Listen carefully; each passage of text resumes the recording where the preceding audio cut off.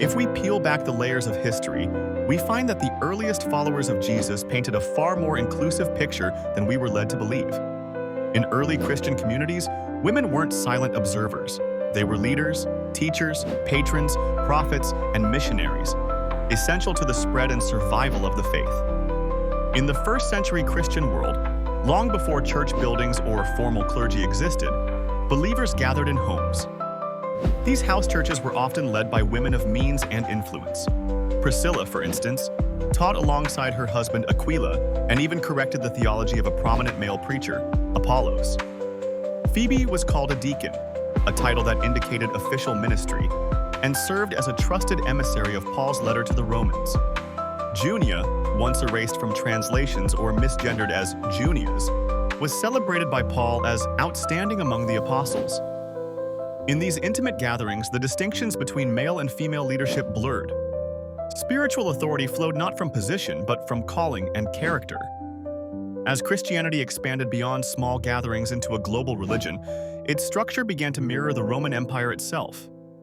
The house churches gave way to formalized hierarchies: bishops, priests, deacons, and with that shift came a narrowing of women's participation. By the 4th century, as the church gained imperial recognition, theology began reflecting societal norms more than Christ's early community model.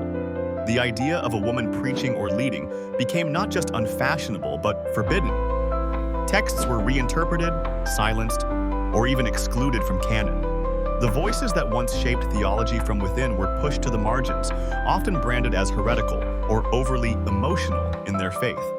Yet even in suppression, women found ways to speak. Monasteries and convents became sanctuaries for spiritual and intellectual expression. Women like Hildegard of Bingen, Julian of Norwich, and Catherine of Siena wrote profound theological works that influenced Christianity for generations, though often under the veil of mystical revelation, since open teaching was not permitted. Their writings preserved a spiritual depth that emphasized compassion, divine wisdom, and intimacy with God, qualities that would later inspire reformers, artists, and theologians alike. Today, as scholars and believers revisit the historical record, a new picture is emerging, one not of rebellion, but of restoration. Recovering women's roles in early Christianity isn't about rewriting history. It's about reclaiming what was lost. These women were not footnotes in the gospel story. They were its co-authors, its sustainers, its messengers. Their legacy reminds us that the earliest Christian movement was radical precisely because it defied cultural norms, proclaiming that in Christ, there is neither male nor female. The more we uncover these truths, the clearer it becomes. The early church was never meant to be a story of exclusion, but one of shared purpose, a faith where men and women stood side by side, proclaiming the same eternal message.